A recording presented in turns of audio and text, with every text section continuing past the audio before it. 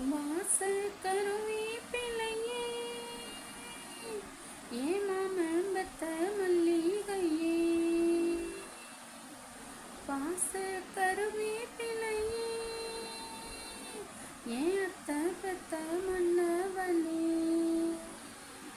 ஊத குளிர் காத்து அது ஊசி குத்துற போது ஒன்னு நினைச்சு தூக்கம் போச்சு போச்சு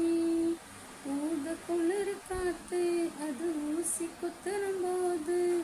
ஒன்ன நினைச்சு தூக்கம் போச்சு போச்சு வாசல் கருவேப்பிலையே நீ அத்தை பெத்த